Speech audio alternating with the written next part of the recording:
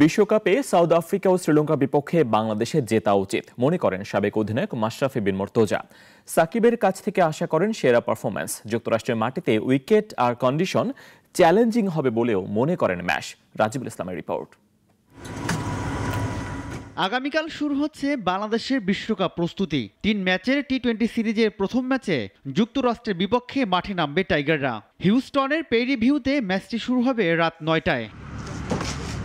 অনুশীলনের জন্য দুদিন সময় পেয়েছে টাইগাররা। বৈরী আবহাওয়ার কারণে একদিন কেটেছে টিম হোটেলেই, বাকি দিনটা হয়েছে মাঠের অনুশীলন। ফুরফুরে মেজাজেই দেখা গেছে লাল সবুজদের। এদিকে বিশ্বকাপ দল নিয়ে কথা বলেছেন সাবেক অধিনায়ক মাশরাফি বিন মুর্তজা। বললেন, সাউথ আফ্রিকা এবং শ্রীলঙ্কার বিপক্ষে জেতা উচিত বাংলাদেশের। দক্ষিণ আফ্রিকা আর শ্রীলঙ্কার সাথে তো জেতা উচিত। দক্ষিণ আফ্রিকার সাথে তো সিরিজ জিতে এসেছে একবার, যদিও ওয়ানডে। এখন দক্ষিণ আফ্রিকা শ্রীলঙ্কার সাথে মনে হয় যে কোনো একটা জিততেই হবে। এখন ওদের সাথেও যদি আপনি হারার চিন্তা করেন তাহলে তো কঠিন হবে কাজটা।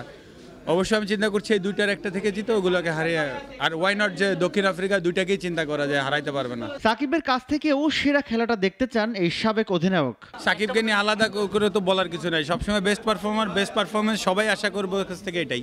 ভাই কতদূর যেতে পারে বলতে পারবো না, তবে অবশ্যই ভালো কিছু করুক এটাই আশা করছি। আমি শিওর আপনারাও সেটা আশা করুন। মাশরাফি বলেন, যুক্তরাষ্ট্রের উইকেট এবং কন্ডিশন কিছুটা চ্যালেঞ্জ হতে পারে। গ্রুপ পর্বটা পার হওয়াটাও সহজ হবে না বলেই মনে করেন তিনি। রাজিবুল ইসলাম, নাগরিক, ঢাকা। ওয়ালটন ফ্রিজ কিনে অনেকের মতো আপনিও হয়ে যেতে পারেন মিলেনিয়াল। সেরা পণ্যের সেরা অফার।